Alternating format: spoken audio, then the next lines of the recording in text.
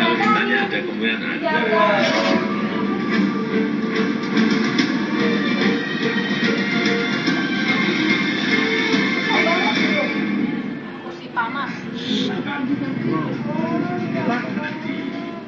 Pengumuman postur Kabinet Jokowi menuai banyak reaksi. 15 September lalu, Joko Widodo bersama Yusuf Kala telah mengumumkan formasi kabinetnya. 34 kementerian dengan 18 menteri dan 16 menteri dari profesional partai.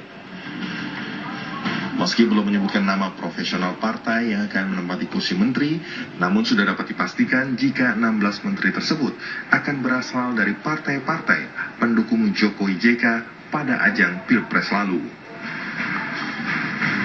Dalam janji kampanyenya, Jokowi dan JK selalu menggadang-gadang sebutan koalisi tanpa syarat. Jokowi juga berkomitmen untuk tidak bagi-bagi kursi dalam kabinetnya. Lantas, apakah menyediakan 16 kursi menteri untuk profesional partai bukan merupakan bagi-bagi kekuasaan? Benarkah Jokowi menyampingkan komitmen awal demi lancarnya roda kekuasaan? Tim TV One mengabarkan. Sariawan, panas dalam, ademkan dengan adem sari. Ya, Mbak Eva sudah di sini. Terima kasih Mbak, terima kasih juga. Saya ingin tanya dulu ini mengenai salah satu hal yang banyak di broadcast kemana-mana, bahwa dihilangkan Kementerian Agama.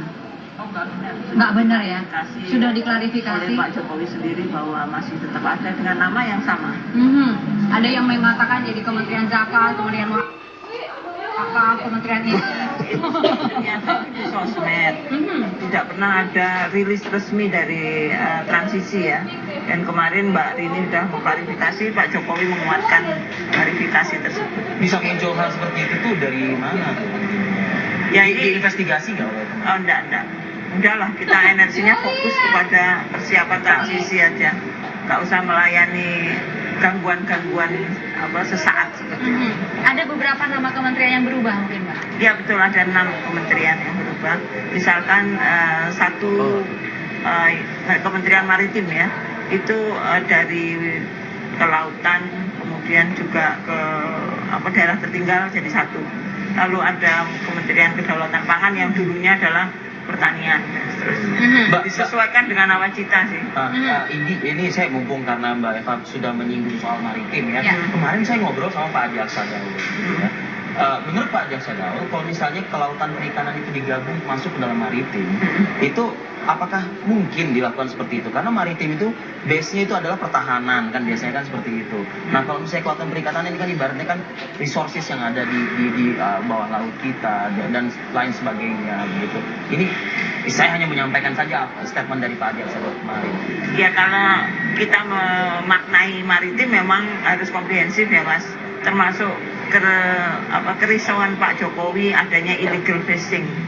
Nah ini kan ada aspek yang harus diamankan sehingga ada integrasi antara pertahanan dan juga ekonominya, karena bagaimanapun kan pemaknaan security kita sekarang human security ya, yang di dalamnya juga tidak dimaknai seperti konvensional yang lama bahwa musuh dari luar, enggak, tapi dari dalam sendiri yang berkaitan dengan illegal logging, fishing, kemudian human trafficking dan seterusnya. Termasuk kesinambungan hayati. Betul, jadi itu pemaknaan terbaru dari security itu masuk ke dalam konsep maritim tersebut.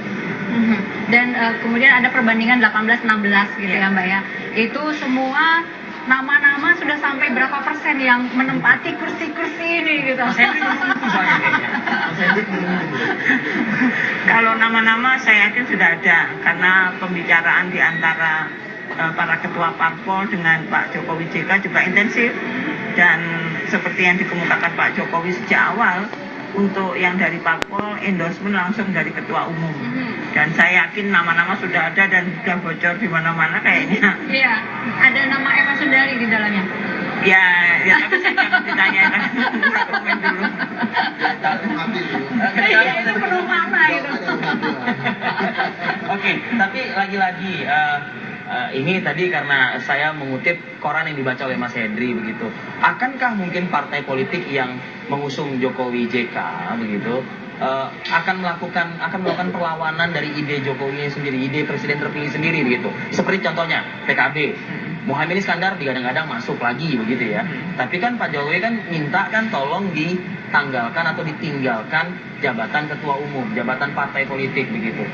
Ada sinyalemen dari PKB, dari media tersebut yang menyebutkan ya PKB tidak akan patuhi itu, tidak akan itu. Tetap lanjut saja seperti layaknya SBY Budiono. Komentar Mbak Eva gimana?